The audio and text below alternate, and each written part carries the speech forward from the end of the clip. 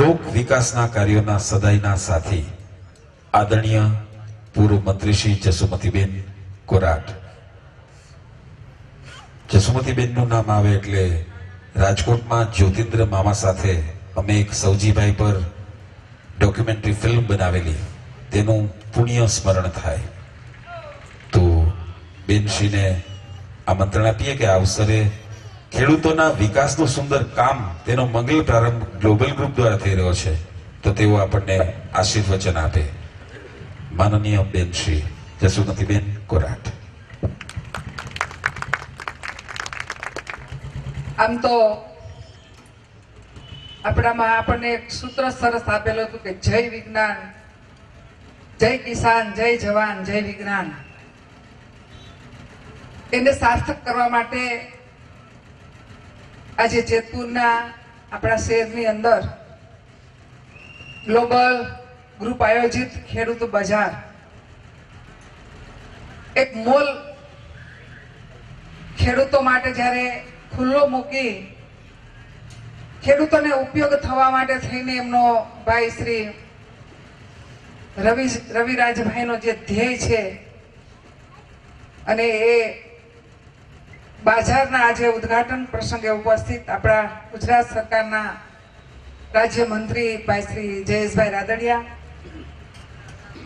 જેઓ ખૂબ સરસ હમણાં આપણને ખેડૂત નથી છતાં પણ એમને એમના અભ્યાસ દરમિયાન જે જોયું અને એમને એવા વિચારો સાથે ખેડૂતોને ખેતી સાથે જકડી રાખવા માટેના જે પ્રયત્ન કર્યા છે એવા ભાઈ શ્રી રવિરાજભાઈ, એમની ટીમ, ભાઈ શ્રી રવિભાઈ આંબલિયા, ઉદ્યોગપતિ ભાઈ શ્રી રાજુભાઈ, મંચસ્થ ઉપસ્થિત સૌ આમંત્રિતો, આજના કાર્યક્રમમાં ઉપસ્થિત ખેડૂત ભાઈઓ, પત્રકાર ભાઈઓ અને બહેનો,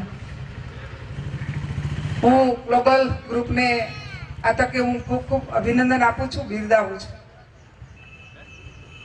કે અત્યારના યુગની અંદર જે ખેડૂતો, જે ખરેખર આપણા બાપ દાદાની આપણને જ વારસો મળ્યો છે, જે ખેતી કે જેને આપણે અત્યાર સુધી સાચવી રાખી છે, અને એ ખેતીને આપણે એક વ્યવસાય તરીકે જો અપનાવશું અને આજના આ જમાનાની અંદર જે આધુનિક સાધનો સાથે અત્યારના યુગ પ્રમાણે જે જંતુનાશક દવાઓ હોય કે બિયારણ હોય એમનું જ્ઞાન મેળવીને જો આપણે ખેતી કરશું તો આપણે ઓછા ખર્ચે વધારેમાં વધારે ઉપજ મેળવી શકશું. જો આ ધ્યેય સાથે આપણે ખેતી તો જ આપણે આપણી ખેતીને આપણે જાળવી શકીએ. કેમ કે અત્યારે આપણે ચીના ચાલુ ખેતી જે કરીએ છીએ એના કારણે આપણને જે ઉપજ મળે છે અત્યારે બધાને જેમ ક્વોન્ટિટી જોઈએ છે એમ ક્વોલિટી પણ જોઈએ છે. એ ક્વોલિટી મેળવવા માટે થઈને આપણે આપણી ખેતીને સારી રીતે સમજદારીપૂર્વક ખેતી કરીએ.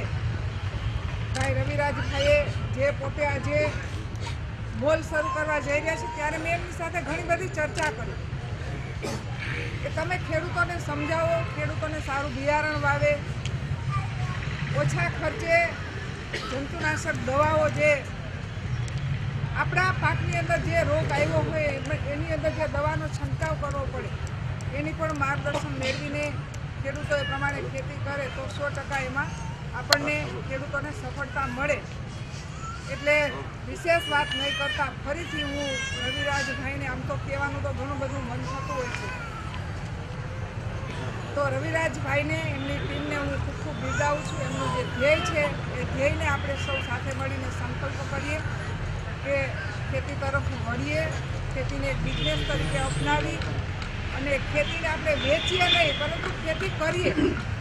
આજે બહેનો પણ ખેતી કરે છે, બહેનોને પણ સાચા અર્થની અંદર માર્ગદર્શન મેળવીએ. અત્યારે બહેનો પણ ભણેલ હોય છે, તો આ રીતે આપણે સૌ પ્રયત્ન કરીએ અને આપણી ખેતીને આપણે આગળ વધારીએ. ફરીથી હું રવિરાજભાઈને, એમની ટીમને ખૂબ ખૂબ અભિનંદન આપું છું કે તાલુકામાંથી કે જઈ અને આવા સરસ ખેતી માટેના જે બાજાર ખુલ્લા મૂકવા જઈ રહ્યા છે એની અંદર ખેડૂતોને સાચું માર્ગદર્શન મળતું રહે અને સાચી અને સારું બિયારણ, સારી દવા એ બધું એમને પ્રાપ્ત થતું રહે એવી શુભકામના સાથે મારી વાત પૂરી કરું છું.